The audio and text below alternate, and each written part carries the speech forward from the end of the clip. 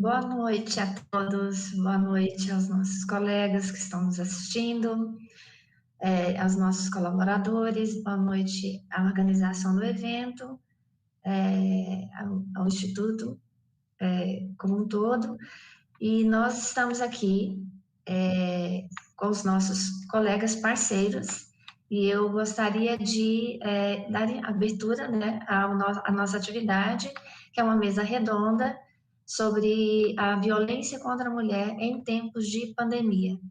Conosco aqui nossos colegas e parceiros nos trabalhos com as mulheres do nosso campus Goiânia Oeste, do escritório Assis e Terêncio, são nossos parceiros no atendimento ao nosso grupo, e eu gostaria muito de agradecer a presença, a participação de vocês nessa importante empreitada nossa de atendimento às mulheres do nosso campus, tá? E desejo a todos uma boa atividade. Passo agora a palavra para a doutora Luciana, que vai conduzir a nossa mesa, e estaremos aqui à disposição. Sejam todos muito bem-vindos.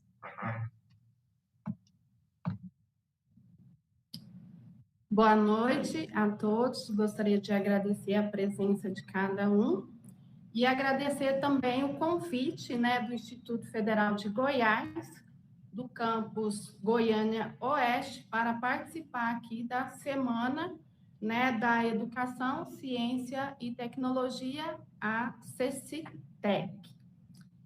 Como mencionou a Clarice, né, a nossa temática é o aumento da violência doméstica contra a mulher na pandemia, né? Para tanto, temos aqui na mesa redonda alguns participantes. Nós vamos falar sobre os aspectos, né, jurídicos e psicossociais vinculados a esse tema. Vou apresentar agora para vocês os nossos participantes. Temos hoje aqui o Dr. Wilker Terêncio. O doutor Wilker, ele é advogado, pós-graduado em Direito do Trabalho, Direito Civil, Direito Empresarial, é sócio do escritório Assis e Terêncio Advogados Associados e da Master Administração Judicial. Temos também com a gente a doutora Adriana Macedo.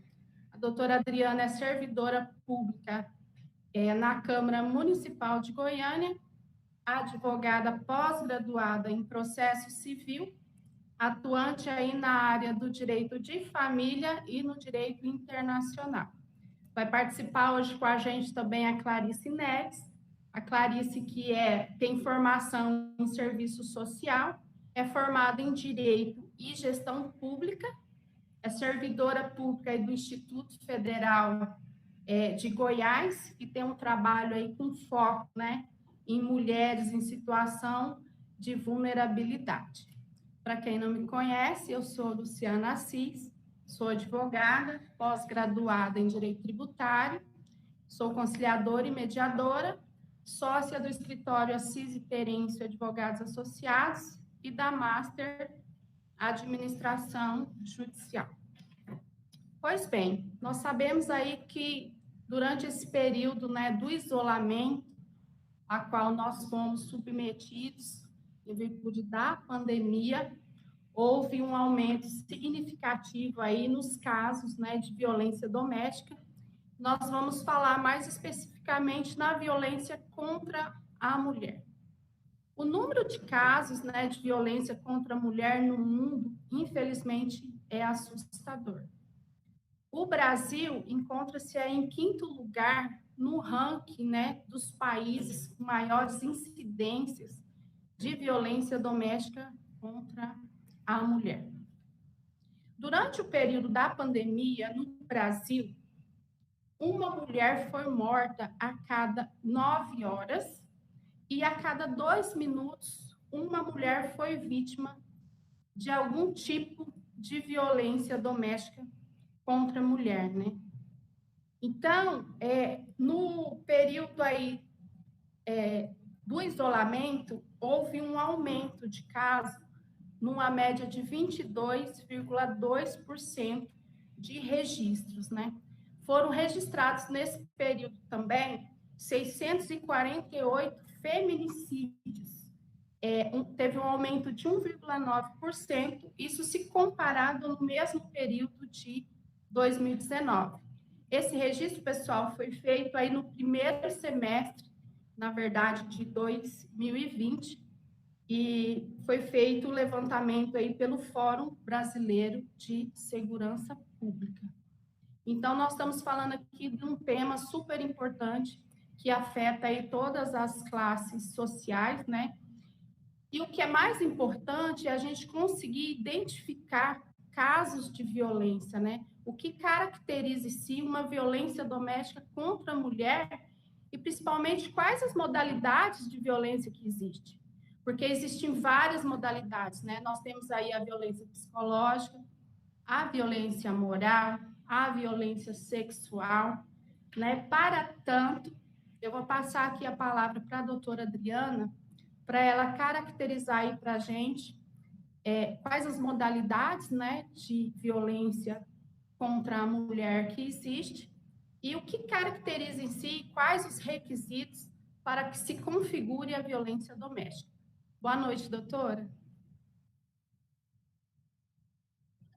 Olá, boa noite. Primeiro quero também agradecer ao Instituto Federal Goiano, Goiânia Oeste, pelo convite e também, né, minha grande parceria aqui, que é o Escritório Assis Terêncio. Muito bom estar mais uma vez aqui compartilhando esse momento com vocês. Espero aí poder contribuir da melhor forma para as pessoas que estão assistindo e os alunos, né, que estão participando desse evento durante todo esse período.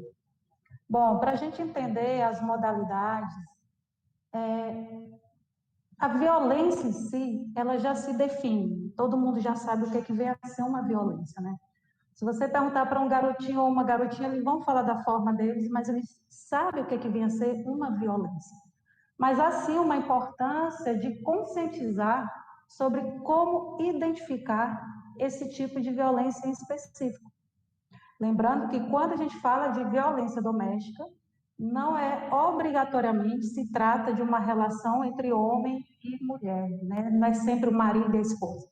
Mas a violência doméstica é qualquer tipo de agressão provocada dentro de um ambiente familiar. Então pode ser tanto o marido contra a esposa, ou o pai com o filho, ou o filho com a mãe, ou o pai, o avô, ou a avó. Só que o nosso tema é voltado para a violência contra a mulher. E por quê? Porque, infelizmente, nós mulheres somos as maiores vítimas. E isso vem acontecendo desde quando o mundo é mundo, existe a violência, sim, contra a mulher.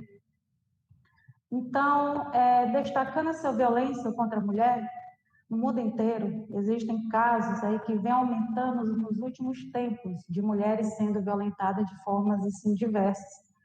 Eu vou compartilhar aqui com quem está assistindo, quem quiser ir acompanhar, tem um site que se chama eusouagloria.com.br. E esse site ele dá as estatísticas assim na hora, agora, exatamente agora, quantas mulheres estão sendo violentadas em nosso país.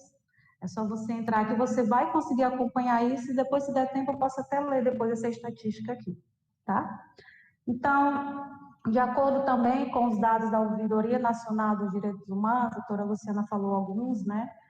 Em 2020, houve um aumento médio de 14,1% do número de denúncias feitas. E aí isso aconteceu nos primeiros 4 meses de 2020, isso comparado em relação ao ano de 2019. E o mês que teve a maior incidência foi em abril, comparado ao ano, né, o mês do ano de 2019, que foi 37,5% de aumento. E ressalta aqui que a pandemia não é a causa da violência, não é porque existe uma pandemia que começou a ter a violência. Na verdade, esse tipo de agressão já existia, né? O agressor já existia, só que, de certa forma, a pandemia ela vem contribuindo para esse aumento. E a OMS, ela considera a violência doméstica como uma pandemia. Então, é como se nós tivéssemos uma pandemia dentro de outra pandemia. Então, devido a esse isolamento, é que vem trazendo conflitos extremos aí das pessoas. Então, o estresse pode ser um dos motivos, né, para esse agressor que está ali com aqueles conflitos acumulados dentro dele, e devido a esse isolamento, não aguentar, não sabe como que vai ser amanhã, devido a esse Covid, desemprego. Então, várias questões vão somando ali, e esse agressor precisa externar isso de alguma forma. Infelizmente, acaba agindo dessa forma violenta contra a mulher. Então, as modalidades, elas vêm elencadas na Lei Maria da Penha, que é a Lei 11.340, de 2006. E, para quem não sabe, informação interessante, essa lei é a terceira melhor lei do mundo no combate à violência. Ela só perde para a Espanha e para o Chile. E hoje nós temos aí 90 países que têm legislação sobre esse tema, para você ver como a coisa é global, né?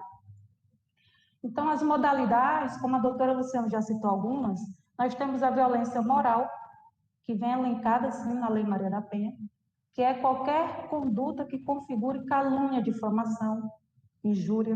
Por exemplo, acusar a mulher de estar tendo um caso com outra pessoa, sendo que ela não está, expor a sua vida íntima, desvalorizar o seu modo de ser, de se vestir, julgamentos, né? Fazem juízo de valor, dizendo que você não tem valor, eu sou a única pessoa que posso estar ali com você, sendo que, na verdade, não é bem isso.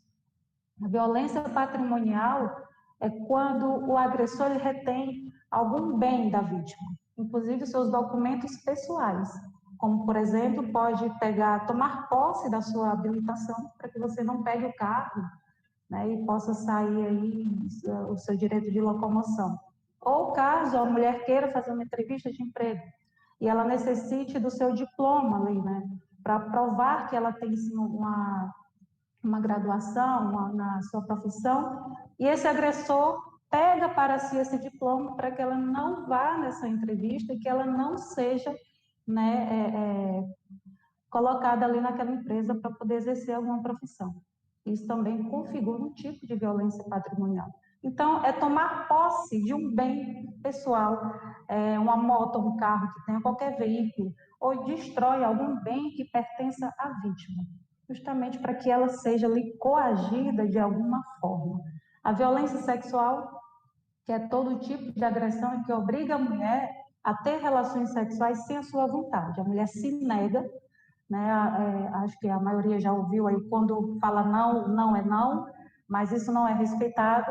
Então, com o uso da força, da ameaça, né, ele faz com que a mulher tenha essa relação sexual com ele. E tem casos em que são namorados, o namorado não quer que a mulher use algum método contraceptivo para que ela engravide e, de uma certa forma, fazer uma manipulação para que ela venha casar com ele posteriormente.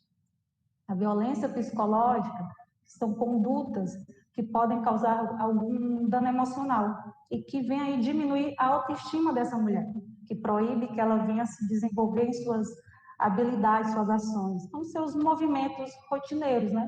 Como a perseguição, que é uma limitação do seu direito de ir e vir. A violência física também, que é quando chega às vias de fato. Lembrando que quando chega a violência física, ela nunca vem sozinha. Provavelmente ela vem com algum desses outros que eu elenquei, se não todos. Então, é bater no seu corpo, é puxão de cabelo, tudo que agrida a sua saúde corporal. E muitas pessoas acham que a violência doméstica se limita apenas à agressão física, quando na verdade não é. E, assim, tem frases costumeiras, né, que nós mulheres escutamos em diversos lugares, e a gente tem que dar um basta também nisso, para que isso não seja incentivado. São tipo, mulher direita não bebe, né? Se usou saia na rua é porque está pedindo. E é impressionante como a maioria dos brasileiros acha que a culpa desse tipo de violência doméstica é da mulher, ou seja, da vítima. Então, a gente tem que conscientizar o maior número de pessoas para que mude também essa interpretação. Eu vou terminar esse meu primeiro momento, posteriormente passar a você, doutora Lu, mas eu quero falar assim, aqui um pequeno texto que eu tirei aqui do livro da Maria da Penha, né, que me denominou a lei, que é o nome do livro é Sobrevivi, Posso Contar. Vou ler esse pequeno pedacinho aqui que eu achei bem interessante, em que ela expressa da seguinte forma: conhecia também uma violência praticada de forma quase invisível, que é o preconceito contra as mulheres. desrespeito que abre caminho para atos mais severos e graves contra nós.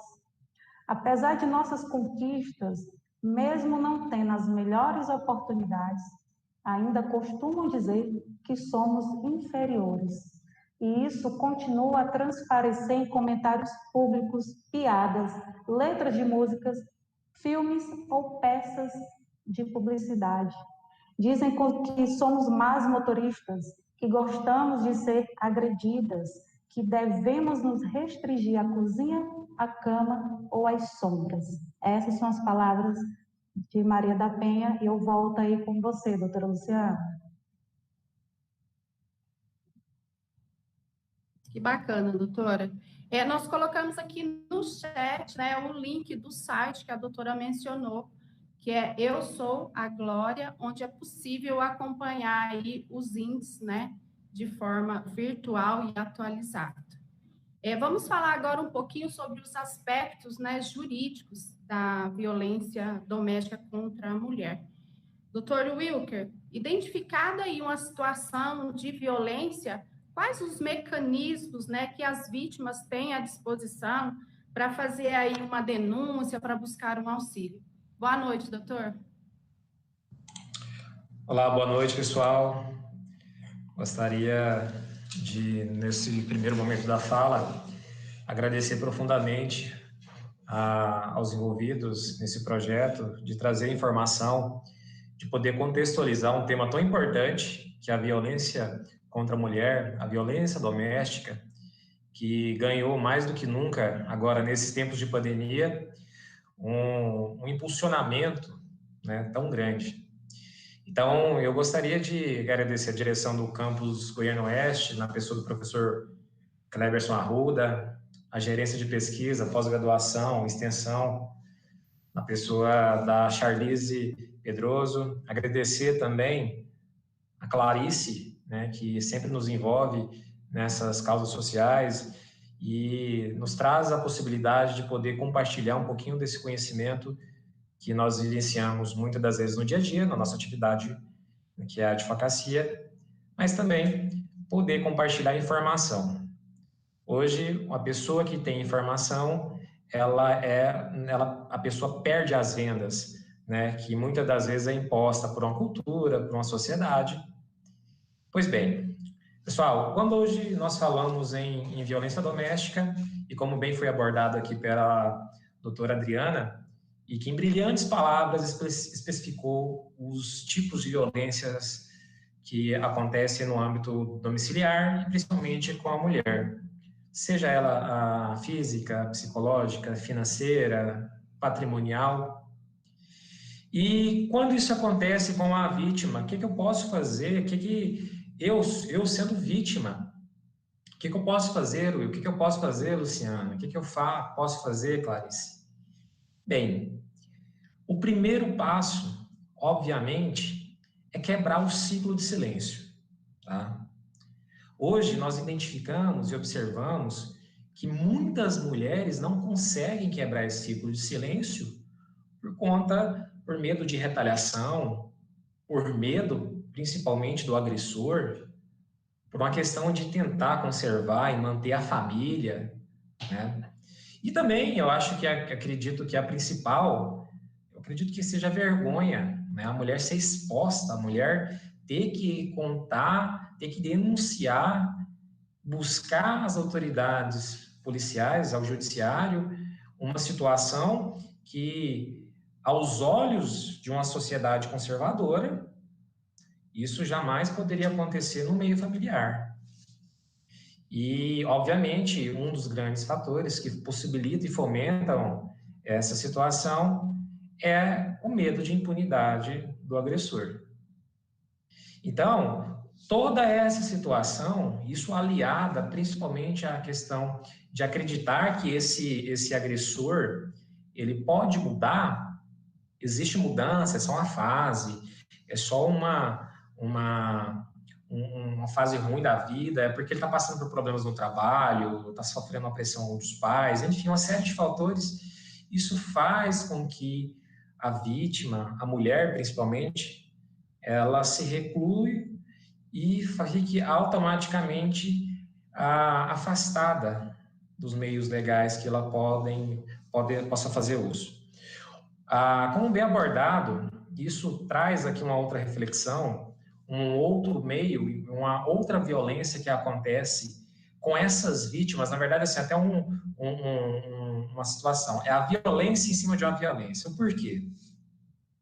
Quando a mulher passa por uma situação de violência doméstica, ela procura, obviamente, as autoridades policiais. E pasmem vocês, não estou colocando aqui como um quadro geral, quando elas procuram as autoridades policiais, existe a figura também da violência, que nós chamamos que é uma violência institucional. Essa violência institucional, quando a gente fala dela, seria basicamente quando a mulher sofre a violência doméstica, seja de qualquer das modalidades, e procura a delegacia, exemplo. Muitos profissionais que recebem essa vítima, recebem essa mulher, infelizmente ela acaba recebendo ela com total descaso, total banalização dos argumentos que são ali prestados e acabam subestimando principalmente os relatos daquela vítima, como a doutora Adriana apresentou, muito bem declarado, acabam por descredibilizar a vítima em seu momento em que ela mais precisa de orientação, que ela mais precisa de apoio. Então, essa situação gera um grande êxodo dos meios que estão dispostos hoje para que a vítima possa denunciar, possa apresentar e levar conhecimento hoje das autoridades, obviamente, e obter a sua proteção jurídica do Estado. Hoje, quando nós falamos em violência doméstica, a primeira e grande campeã das violências, obviamente, que nós acompanhamos nos noticiários, nas estatísticas, é a violência física. Então, eu quero trazer aqui, obviamente, isso é uma informação que praticamente todos nós temos arraigados. Estando diante de uma violência física, a opção mais adequada a ser feita é ligar no 190. O 190 é o telefone da polícia em que a vítima pode buscar o seu apoio, pode buscar a denúncia e noticiar a lesão imediata. Exemplo, estou recebendo uma agressão, a vítima está recebendo uma agressão e consegue pegar o celular, ir para dentro de um quarto, se trancar e ligar para a polícia. Olha, estou sendo vítima, estou sendo atacada, estou sendo agredida, eu preciso do apoio militar para que compareça na minha residência para apresentar e averiguar a situação e barrar as atitudes de agressão do agente agressor. Hoje, com a difusão desse tema da violência doméstica, delegacias especializadas, principalmente aqui eu deixo uma dedicação, especialmente aqui em Goiânia, que tem a primeira e a segunda delegacia especializada de atendimento à mulher. São delegacias que são preparadas para ter uma dedicação exclusiva para tratar esse tipo de violência. Lá, a vítima pode apresentar, pode expor seus problemas vinculados à violência doméstica e ali ela vai receber o devido tratamento para aquela autoridade policial. Mas aí entra um outro fator. Mas e se o abusador, ele não dá brechas, não tem meios, não oferece mecanismos e a possibilidade dessa vítima denunciar? Hoje, se a vítima não quer falar ao telefone e denunciar explicitamente essa situação, existe também hoje o Disque 181, em que a vítima ela pode trazer de forma anônima e apresentando resquícios de informação para que possa identificar ela através de outras informações que serão acompanhadas pela polícia, em que ela dá informações de forma bem sorrateira, a fim de que não passe, por exemplo, às vezes o agressor está do lado e a vítima não consegue imediatamente tratar essa informação, falar, olha, estou sendo agredida. Senão o agressor acaba tomando conhecimento e aí a agressão ela acaba sendo agravada e impulsionada. Temos também, pessoal, 180. 180, esse é um atendimento exclusivo para esse tipo de situação. O 80 ele funciona 24 horas, é uma central de atendimento em que a ligação é gratuita, você pode se identificar de forma anônima, e assim como o 81, trazer essas informações e para noticiar esse tipo de agressão. Aqui em Goiás, tendo em vista o número de agressões que aconteceu nos últimos anos, nesse período dos últimos anos, principalmente no período que intensificou com a pandemia, a Defensoria Pública tem propiciado também uma ferramenta de WhatsApp em que ela facilita e oferece meios de denúncia e também para que haja a comunicação desses fatos e orientação em relação às vítimas que são objetos e tem passado por essa situação de violência doméstica.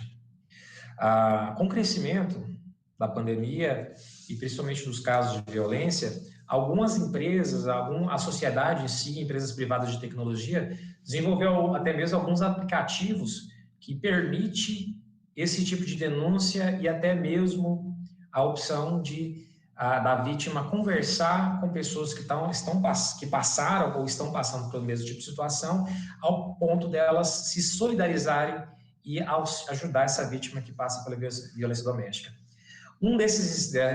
Dessas empresas criaram alguns aplicativos, que eu vou trazer o nome, por exemplo, o aplicativo Penhas. Se você tem o seu Android, se você tem o seu iPhone, você pode jogar nas lojas de apps e lá vocês podem baixar esse aplicativo, chama Penhas. Outro aplicativo também chama-se SOS Mulher. Esse aplicativo, assim como o aplicativo Penha, oferece a possibilidade da vítima ter informação, ela poder conversar com um profissional ou pessoas que podem encaminhar esse tipo de denúncia para as autoridades policiais competentes. Outro aplicativo que também é apresentado e que tem a finalidade muito semelhante às demais, chama-se Mete a Colher.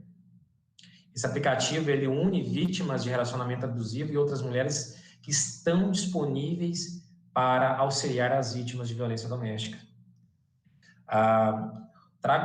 O importante da iniciativa privada que trouxe aqui, que eu trago à baila, é a Magazine Luiza. Magazine Luiza, no seu aplicativo de celular, no seu aplicativo de venda, nas configurações, ela traz uma aba em que permite a vítima que está passando por essa violência doméstica clicar, cadastrar, trazer informação, e a própria Magazine Luiza, ela encaminha isso para uma autoridade competente que vai analisar e vai avaliar essa situação.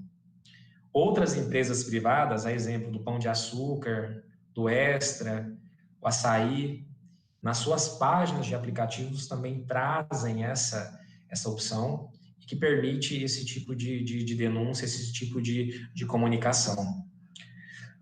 Existem alguns sites também, eu trago aqui para vocês, chama-se Mapa do Acolhimento, mapadoacolhimento.org. Esse site, ele acolhe mulheres que sofrem a violência de gênero ou violências psicológicas e oferece para essas mulheres, essas vítimas, pessoas voluntárias que podem oferecer algum tipo de auxílio. Quando a gente fala auxílio, não é apenas auxílio em relação à tratativa da vítima, mas em orientação e acompanhamento. A violência, ela deixa uma mácula, uma mancha na vítima, em que ela carrega isso por anos. Não é apenas naquele momento, naquela situação. Existe também um projeto chamado Justiceira, Projeto Justiceira, que é também vinculado a uma página de uma rede social do Instagram, que oferece orientação jurídica, psicológica, socioassistência médica às vítimas dessa natureza. Isso tudo de forma gratuita e online. Então, o que eu trago e apresento para vocês, mais do que nunca? Você vítima, você que passa por essa situação, existem muitos canais para você denunciar e levar conhecimento. Isso que está acontecendo dentro de você. Quebra esse ciclo de silêncio, quebra essa mácula que prende você, mulher. Esses meios que foram apresentados são apenas alguns alternativos. Existe, propriamente dito, o Ministério Público, que auxilia diretamente no combate com políticas e auxílio. Eu vou encerrar, por enquanto, nesse primeiro momento, a fala, e vou devolver para a doutora Luciana, que vai prosseguir com a mesa, e em virtude até mesmo do tempo, para a gente prosseguir. Obrigado. Obrigada, doutor. Nós sabemos que a violência doméstica contra a mulher, ela sempre existiu, até mesmo que nós vivemos aí nesse sistema patriarcal, né? Mas, Clarice, como que a pandemia ela contribuiu para o aumento desses casos de violência, principalmente em relação às mulheres? Boa noite, doutora. Boa noite a todos os colegas e aos nossos participantes. A gente está vendo aqui muita gente participando. É um tema importante, é um tema atual. Nós já vimos discutindo essa questão há bastante tempo. E na pandemia, que é, né, o atual contexto nosso, nós temos uma incidência maior. Por quê? A violência doméstica, né, a violência contra a mulher é um tipo de agressão e muitas vezes ela acontece de forma invisível, né, mais incidente, mas por quê? Por conta de um espaço doméstico que a pandemia favoreceu. No momento da quarentena, as famílias elas estão passando mais tempo juntas, mais tempo no mesmo ambiente. No período em que nós tivemos que permanecer dentro de casas mais isoladas, esse contexto ele se intensificou, né? A convivência forçada pôde aí exacerbar as tensões, os conflitos de coisas que já vinham acontecendo na rotina, mas o fato das pessoas não estarem confinadas passava despercebido, né? Mas a partir do momento que essas pessoas ficaram confinadas, principalmente no início da pandemia, isso foi mais visível, né? E mais tenso. De acordo com a ONU Mulheres, né, que fala sobre um documento sobre o Covid na América Latina, o fator que mais contribuiu para a violência doméstica foi justamente esse período de isolamento.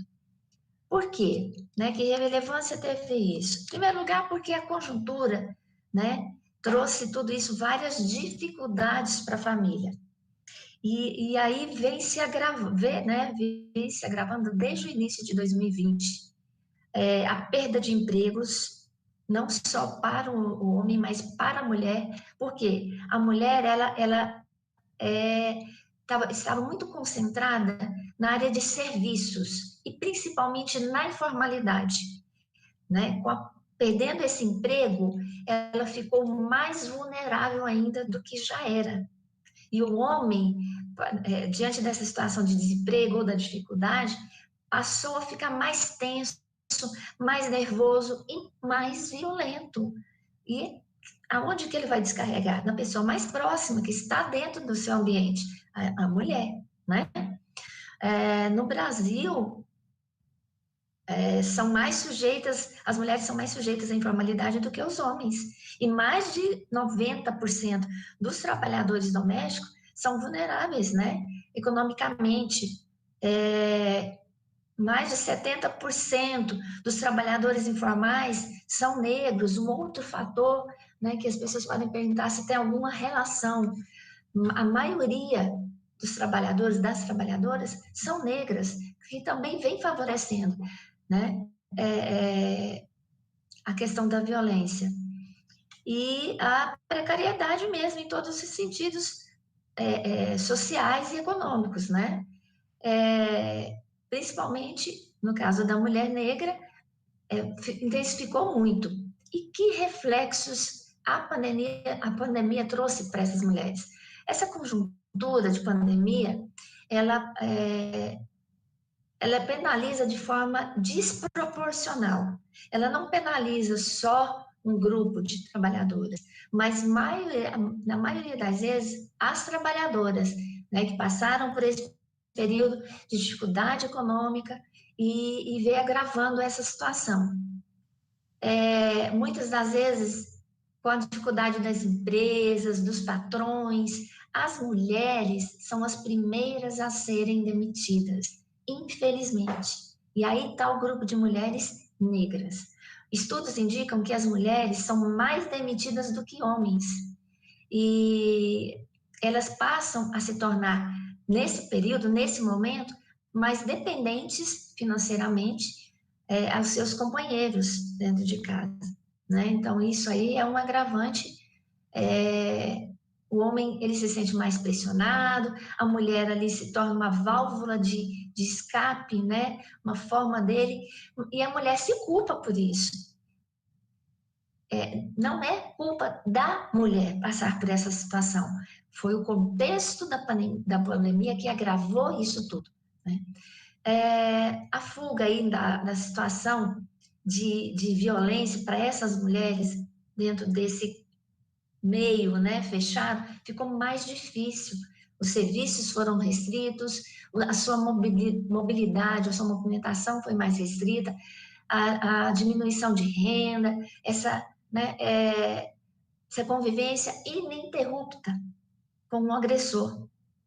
Com o retorno das atividades, ela pôde sair mais desse convívio, mas também não deixou de sofrer violência.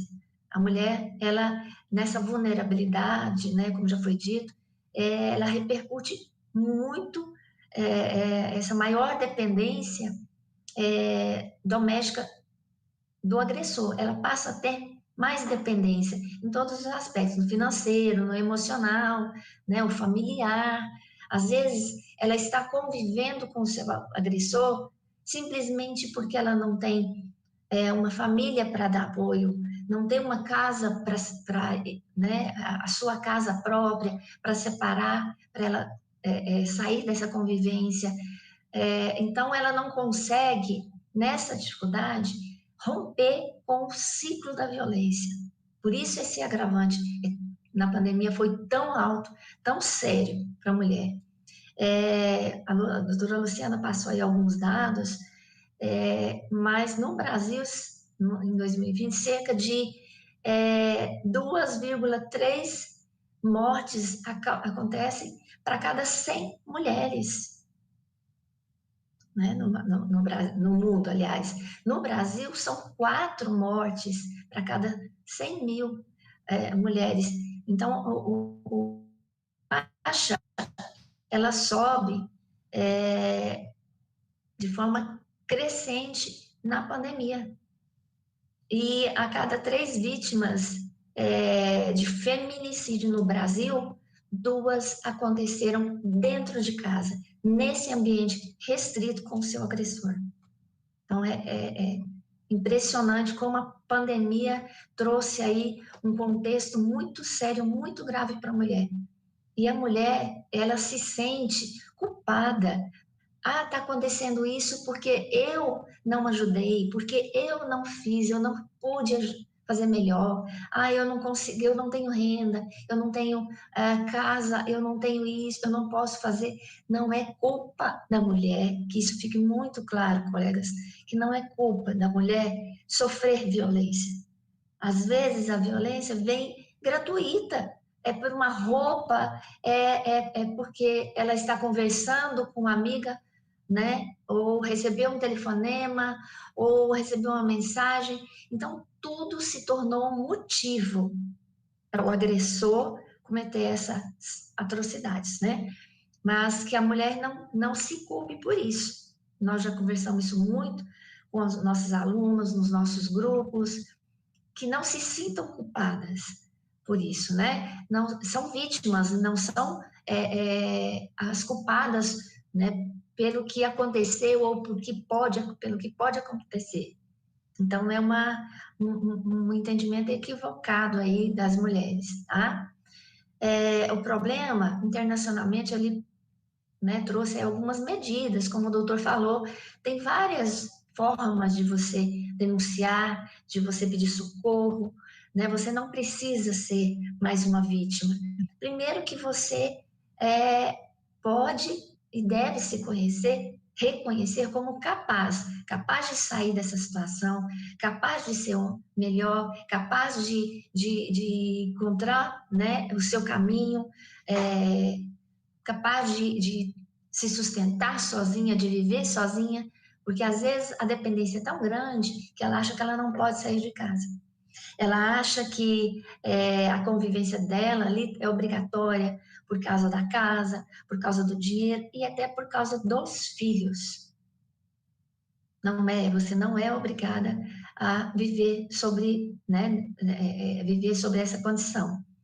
Então, para nós que estamos trabalhando aí nos meios, na sociedade, nas entidades públicas, é necessário, é importante que a gente trabalhe muito em cima das políticas públicas, que nós reivindiquemos aí políticas públicas, e vocês precisam, né, intensificar essa cobrança da sociedade, dos nossos políticos, políticas para as mulheres, políticas que venham tirar você dessa situação. E você tem formas de pedir socorro, de correr atrás aí, né, de sair dessa condição, tá? Mais uma vez, você não é culpada, você é uma vítima. E esse estímulo que a gente procura dar para as nossas mulheres nos nossos grupos, né, é que você é capaz, que você pode se empoderar, que você pode ser autossuficiente, estudar, né, ter um trabalho melhor, ter uma condição melhor sozinha, né? Você pode criar seus filhos sozinha. Você não precisa viver nessa condição.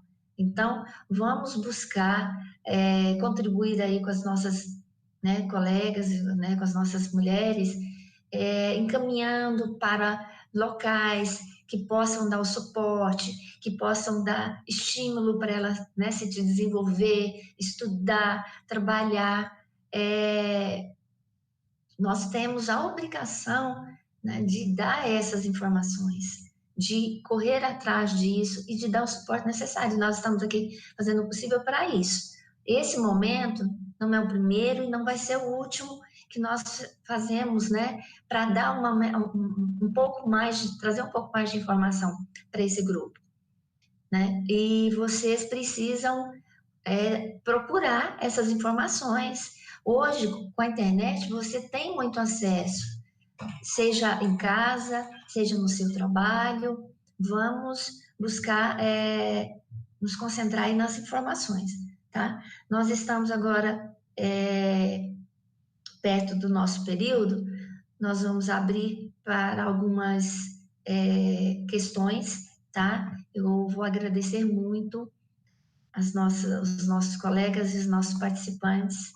São muitas as questões que a gente vê que está passando aqui no site, né? Chat. E a gente espera poder responder a vocês, mas nos colocamos desde já à disposição. Um trabalho para nós extremamente importante com o nosso grupo. Nós temos tido boas experiências, relatos importantes das nossas alunas, e o nosso trabalho continua. Estamos aqui à disposição. Agradeço muito.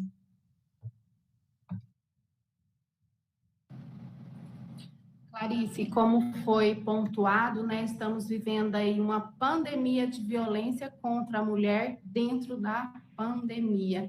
Mas eu gostaria de fazer mais uma pergunta para você, relacionada aí à violência doméstica contra a mulher. Se existe aí alguma relação entre a condição social da vítima e a violência doméstica?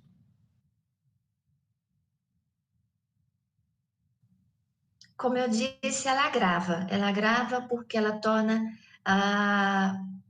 o meio mais difícil, a dependência, né? A questão socioeconômica, principalmente econômico, nesse momento, ele agravou bastante essa situação da violência, porque ela se encontrou em situação crítica economicamente, de dependência mesmo.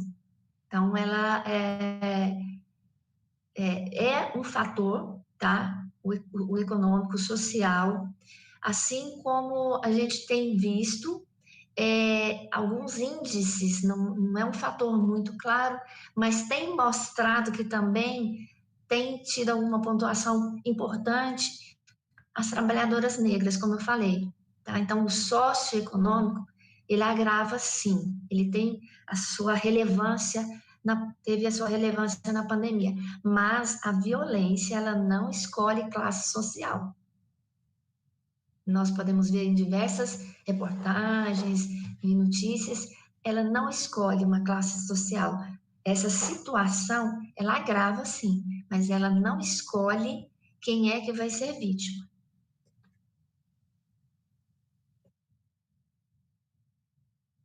Doutora Adriana, vou voltar com você aí rapidinho também, para você falar a respeito de uma campanha recente, né? Na verdade, que o CNJ lançou o ano passado, em parceria com algumas instituições, com o nome Sinal Vermelho contra a Violência Doméstica, Você Não Está Sozinha. Você poderia explicar para a gente como que funciona essa campanha, se ela ainda está em vigor? Sim, doutora Lu, foi recente mesmo. Essa campanha foi lançada em junho de 2020, agora recente, né? E o CNJ, ele estava fazendo pesquisas, procurando meios, para quem não sabe, CNJ é Conselho Nacional de Justiça. Então, estava procurando meios para que tivéssemos mais uma ferramenta de tentar ajudar aí da melhor forma. E essa campanha Sinal Vermelho é bem interessante. Então, você, mulher que sofre algum tipo de agressão, você pode pegar o seu batom ou uma caneta, qualquer coisa, e eu vou ter que fazer aqui, não sei se vai ser direito na imagem, você faz um X na sua mão. E aí você mostra a palma da sua mão para um atendente de alguma farmácia que esteja aí vinculada a esse projeto. E esse atendente já está preparado para ligar para o 190 e reportar a situação. E daí você terá aí uma forma também, mais uma ferramenta, além das que o doutor Wilke falou, e você pode buscar aí alguma ajuda, tá bom? E aproveitando aqui a deixa, doutora Lu, tem uma mensagem, tem uma pergunta, né? Acho que é da Kailane Barros, que perguntou o seguinte: por que a vítima não sai desse local de abuso? Por que ela não se desvincula do abusador? Bom, primeiro que ela não sabe. Ela não sabe que está sofrendo um relacionamento abusivo, porque, como eu falei anteriormente, não se limita apenas à agressão física. Quando chega às vias de fato, que é a agressão física, geralmente essa mulher já vem sofrendo outros tipos de violência, que é a moral, a psicológica, né, a patrimonial, só que as pessoas não têm esse conhecimento ainda. E isso vem sendo aí mostrado de uns tempos para cá. Antigamente nós não tínhamos essas informações. Então a mulher, ela acaba se vendo ali dentro daquela situação, nesse caso quando ela não sabe dessas informações, e vai aguentando. E vem esses padrões, né, que são colocados aí da sociedade, que o amor tudo suporta, mas até onde esse suporta? Tem um limite. Que mulher tem que aguentar tudo, que a família é a base de tudo, e por isso a mulher não pode se desvincular. Tem também a questão de que a mulher é dependente financeiramente desse agressor, e ela não sabe como sair disso, ela não sabe onde buscar ajuda. Às vezes até busca, mas não é ajudada. Tem essas situações também. Então, tem essas carências emocionais, que a mulher acha que mesmo ela sendo agredida, ela entende que ela ama tanto aquele agressor que ela não quer machucá-lo. Ela é machucada, mas ela não quer machucá-lo de alguma forma. E também por isso ela não busca sair. Porque esse agressor acaba falando que caso ela saia, né, faz uma ameaça, vai acontecer algo com ela, que ele é o único homem da vida dela. Então ela acaba colocando essas coisas na sua cabeça, isso vai ficando e ela se sente ali totalmente aprisionada. Não tem como ela enxergar isso nesse momento. Por isso que é importante levar as informações aí, tá bom? Ok, muito obrigada, doutora. Tem uma pergunta aqui no chat para o doutor Wilker. Tayane Mendes. Doutor Wilker, qual é o tempo mínimo que a pessoa pega depois de ser julgada e acusada por violência? Bem, é importante entender uma dinâmica que, só repassando algumas coisas. A Lei Maria da Penha, eu quero, inclusive, reforçar essa fala, e principalmente porque ontem a Maria da Penha, né, a grande precursora dessa lei, ela fez aniversário, ontem ela fez 76 anos, tá? A Lei Maria da Penha, que trouxe toda essa proteção jurídica, social, psicológica, e que, através do patrocínio dessa grande precursora, que é a Maria da Penha, ela traz em si mecanismos para frear essas situações, essa violência física, patrimonial, psicológica, financeira. Tá? Em relação a esse questionamento, quanto tempo que um agressor pode pegar, ou seja, que ele pode ser condenado, que ele vai se ele vai ou não cumprir pena, é importante a gente entender que a legislação ela traz apenas mecanismo, a Maria da Penha, para a proteção imediata, para retirar aquela situação de violência imediata. Tá? Em si, os crimes que são praticados, a exemplo, é o que acontece muito, lesão corporal. Tá? A lesão corporal, que vai de encontro que é a agressão física, que é realizada à mulher ou à vítima, esse crime, ele é regido pelo Código Penal. Então, a questão do tempo limite que essa pessoa vai ficar ou não vai depender muito de acordo com a situação fática que foi envolvida aquele fato. Né? E quando eu falo Código Penal aqui para vocês, é porque é o próprio Código Penal que traz as penas que pode levar. Então, hoje, por exemplo, vamos trazer aqui os principais crimes, que é a lesão corporal, a ameaça, a calúnia, a difamação, a injúria. Temos um outro aqui também, que é a apropriação indébita. Esses crimes, todos eles, trazem uma média de um mínimo inicial para o cumprimento da pena. Eu vou pegar aqui o de lesão corporal, um mínimo de 3 meses. Tá? Aí a gente traz uma outra pergunta, e qual que é o máximo? Né? Nesses crimes, o qual eu mencionei para vocês, isso pode variar, por exemplo, na lesão corporal grave, tá? Isso pode variar até 8 anos. E a pior de todas, obviamente, que é se essa agressão vier a tirar a vida da vítima, e aí se torna um homicídio, e aí vai ser apurado se esse homicídio foi simples, se ele foi culposo, se ele foi doloso, se ele teve motivo fútil, se teve alguma aplicação de alguma qualificadora, que é a pena máxima que pode chegar, na verdade, até 30 anos de prisão. Então, Tiane, respondendo a sua pergunta, o mínimo de pena que a gente pode colocar, o mínimo, vamos pegar aqui pelo crime de lesão corporal, é 3 meses, tá? Obviamente que vai passar por uma questão de avaliação jurídica, técnica, de atenuantes, entre outros fatores. Tá? Doutora, com você. Tem mais uma pergunta aqui no chat, Ana Cláudia.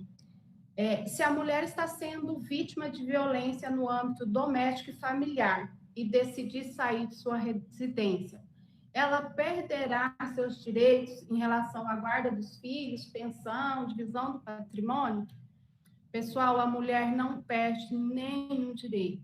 Temos aí a Lei Maria da Penha, que visa justamente resguardar todos os direitos. Além de outras medidas, né, o juiz pode determinar o afastamento, ele pode cancelar procurações, para inibir aí os atos, né, de alienação de patrimônio. No tocante à guarda dos filhos, também a mulher vai estar resguardada, como a doutora Adriana bem resguardou. A Lei Maria da Penha é uma lei que protege, né, a mulher em situação de violência em todos os aspectos. Tem mais uma pergunta aqui. No caso de violência doméstica, terceiros podem abrir ocorrência? A senhora responde aí, doutora? Sim, terceiros podem abrir ocorrência. Inclusive, há situações em que, se um terceiro está vendo aquela violência e ele não agir, ele pode até também estar enquadrado, de certa forma, como a omissão, né? Porque não é só a ação, o ato de fazer a denúncia, mas pela omissão, eu também estou fazendo parte ali daquela violência. Então, terceiros podem usar, inclusive, essas ferramentas, foram faladas aqui, o doutor Will que explanou os aplicativos todos aí, né? E aquela famosa frase, né? Em briga de marido e mulher, ninguém mete a colher, mete sim, e tem um aplicativo também, né, doutor Will, que se chama Mete a Colher, que é justamente sobre essas questões. Então, o terceiro pode sim fazer a denúncia. Doutor Wilker, mais uma pergunta aqui. Yasmin Alves. Como se pode conseguir provas do abuso de forma legal? Yasmin, hoje nós temos uma ferramenta que nós utilizamos para acessar redes sociais, para acessar sites, para telefonar, para ouvir música. Em outras palavras, o celular, ele é uma das grandes ferramentas que é bastante utilizada para fazer prova dessa violência, dessas agressões. Então, o que acontece? Existe um mito que fala, eu não autorizei a gravação, não autorizei o áudio, não autorizei você gravar, então essa prova ela é nula. Isso não existe, tá? Se você está na iminência, se está acontecendo um crime, aí você utiliza para documentar através de uma filmagem, através de um áudio, através de uma ligação, isso pode e deve ser utilizado em uma eventual denúncia perante uma autoridade policial. Então, esse mito que a sociedade coloca, e eu acredito que esse mito é propiciado, obviamente, pelos agressores para remediar, para encurralar as vítimas, para que elas não venham a efetuar nenhum tipo de denúncia, isso não acontece. Então, o primeiro deles é filmagem, áudio, gravação, conversas, e-mails, tá? Filmagens através de câmeras de segurança, isso tudo faz prova. Tá? Se ficar materializado a figura do agressor, a vítima, se tiver como identificar, isso já são indícios que vão ser encaminhados à autoridade, e a autoridade fará outras tratativas. Tá? Outra situação que é muito importante, tá, gente? Se não tiver nenhum meio de prova, a palavra da vítima ela tem um grande valor em relação a se aconteceu ou não. Se a vítima chega para a autoridade policial e fala, olha, eu fui agredida, eu fui espancada, me empurraram, meu marido está praticando uma violência psicológica, a autoridade policial ela vai receber, ela vai dar início ao procedimento criminal, procedimento policial, em seguida ela vai chamar a vítima para prestar os esclarecimentos dela, tá? Se possível, se tiver testemunha, a figura da testemunha também é muito importante, a testemunha que viu, o vizinho que viu, o colega de trabalho que chegou a perceber, chegou a identificar, isso também pode ser utilizado. É a própria opção da testemunha. Então, existem vários fatores, e principalmente a palavra da vítima, que é muito importante e crucial nesse tipo de aspecto, nesse tipo de denúncia.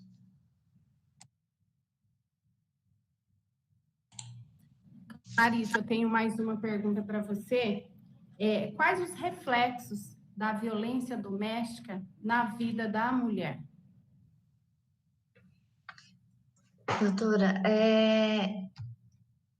de todas as ordens, psicológica, econômica, né? A mulher, muitas das vezes, ela sequer percebe que ela está num processo de violência, ela custa, muitas das vezes, identificar, né, que sofreu uma agressão verbal, uma agressão psicológica, e ela, né, acostumada nesse processo, ela vai se diminuindo, ela vai entrando num processo, às vezes, depressivo, ou de dependência mesmo, de todas as ordens, econômica, emocional, né?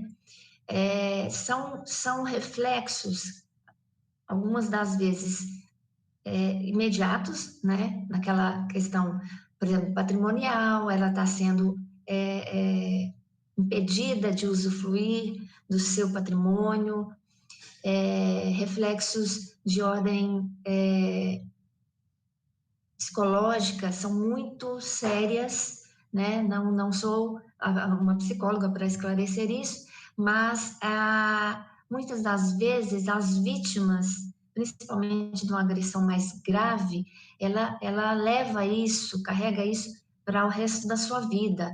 Então, em todas as suas futuras situações, né, nas suas convivências, nos seus relacionamentos, ela vai ter aí uma interferência das lembranças desse passado, dessa violência que ela sofreu, né?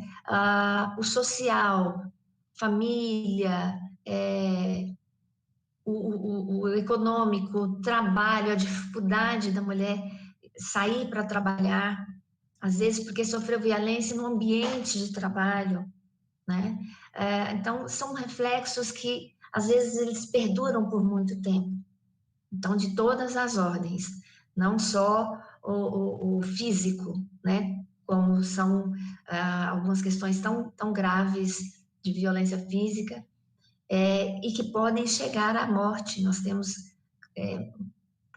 muitos casos de feminicídio registrados, mas para os demais casos, as consequências perpetuam aí, por muitas das vezes, o resto da vida dessa mulher, tá? Então, são reflexos, assim, de grande monta mesmo. Patrimonial, que às vezes a mulher abre mão ou acha que perdeu o direito e não corre atrás disso, né? Os filhos que sofrem muitas vezes, que nós chamamos de alienação parental. Então, ela perde aí naquele relacionamento com a família, com os filhos. É muito sério, as consequências são graves e diversas, em vários dos aspectos. Isso é muito ruim mesmo.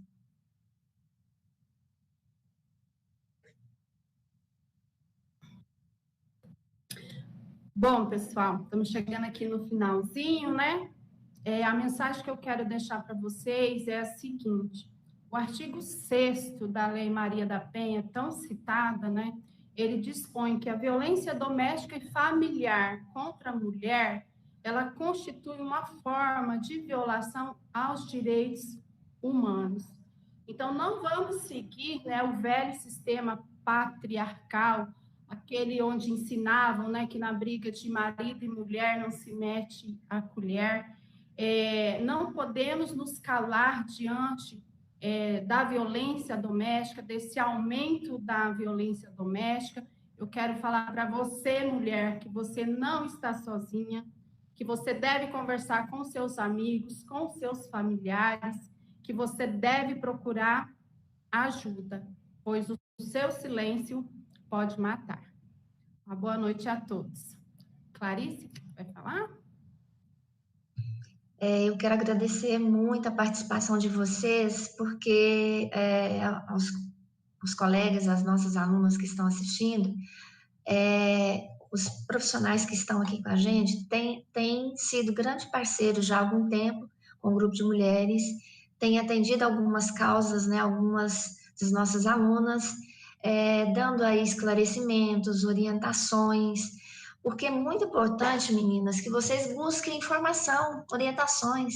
Quando a gente vai para o grupo, nós estamos levando essa possibilidade, essa alternativa, né, essa informação que é tão importante para nós. Não, vocês têm aqui, nós temos aqui esses parceiros que estão ajudando nessa orientação, nessa caminhada nossa com nosso grupo de mulheres.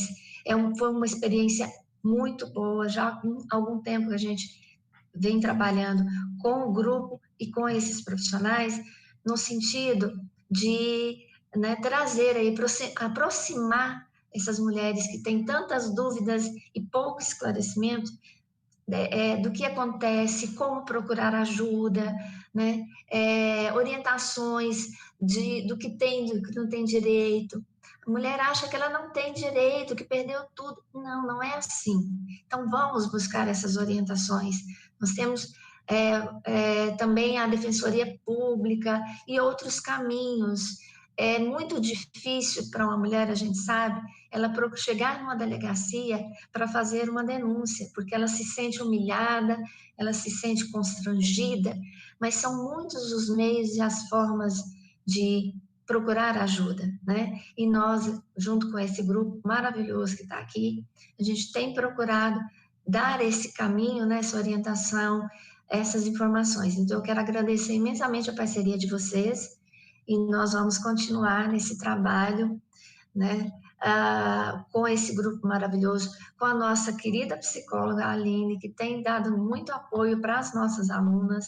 Então, nós temos aqui um leque, né, de apoio, de essa rede que nós formamos, de profissionais, para orientar e para dar suporte para vocês.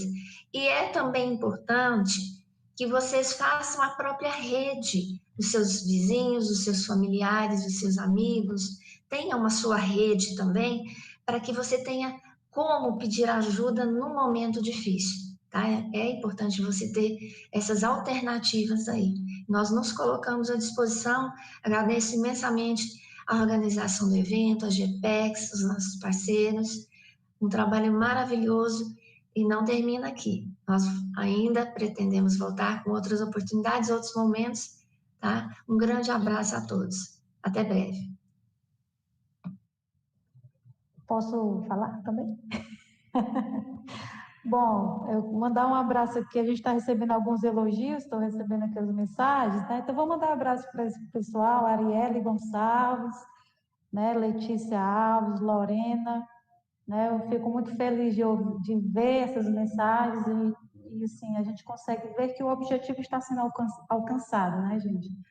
E, assim, antes de tudo, o importante, eu até postei no meu Instagram há algumas semanas, não relacionado à violência, mas também serve para isso, que o importante é decidir. Não é fácil. Não é fácil decidir, né? O primeiro passo, você está vendo que está sofrendo algum tipo de violência, está sendo agredida, busca as informações, como foi falado, você tem que buscar, porque não vai chegar até você. O primeiro passo parte da pessoa que está sendo agredida. Daí ela precisa decidir. Ah, mas eu tenho medo. Bom, todos nós temos medos de enfrentar alguma coisa. Não estou aqui querendo simplificar e nem dizer que é fácil de forma alguma. Mas existem as ferramentas, existe um caminho, né? E esse caminho compete à vítima a decidir.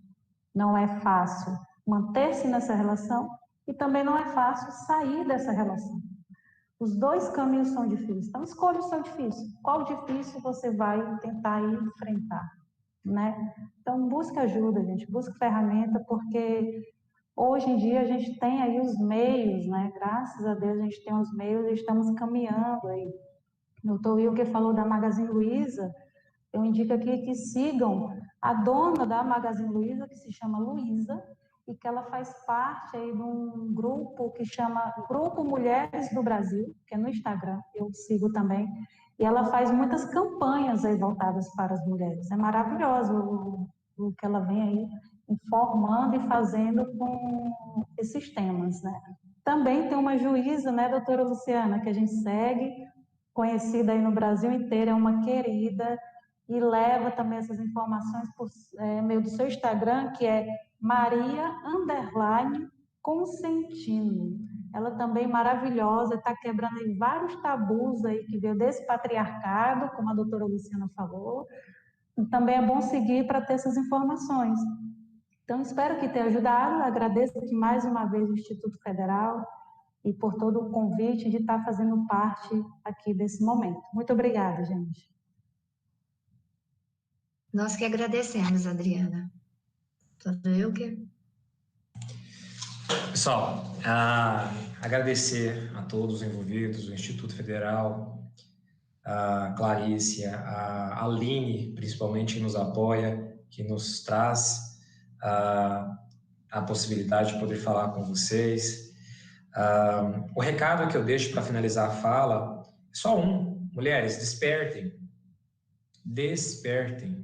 Acima de tudo, vocês são mulheres, são sujeitos de direitos, vocês têm direitos e garantias que podem e devem ser conquistados, devem ser pleiteados. Não deixe que nenhum homem tome conta da sua vida e principalmente das suas decisões. Tudo aquilo que limita você em relação à sua vontade, ao seu querer, merece ser afastado, merece ser retirado da tua convivência. E quando eu falo isso, não é porque eu quero que vocês separem, que fiquem longe dos homens, não. Infelizmente, nós, homens, somos extremamente inferiores a vocês.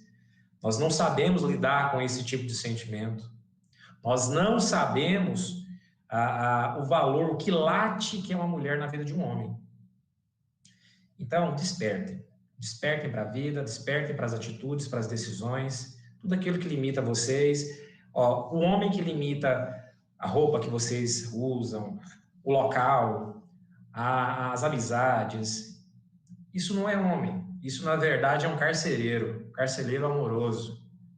Então, isso não é para vocês. Se cuidem e, acima de tudo, despertem. Quero agradecer a última fala agora à minha esposa, amada esposa, que me apoia nas minhas decisões, que está sempre junto comigo e que é uma grande mulher. E em nenhum momento dessa vida ela não falou um não para mim. Ela sempre me apoiou em tudo que fiz. É por isso que eu quero agradecer a todas as mulheres em nome da minha esposa, Daniela de Jesus Siqueira. Muito obrigado, pessoal. Doutora Luciana. Então, agradecer mais uma vez pelo convite, dizer que o escritório Assis e Terence está aí à disposição, né, do Instituto, está sempre aí apoiando essas causas. Nós temos aí um trabalho social em parceria, né, com um grupo de mulheres, voltado para essas causas de violência doméstica contra a mulher, e é isso que eu já deixei aqui, né, minha última fala. Procure ajuda, né, você não está sozinha, e o seu silêncio pode matar. Boa noite a todos.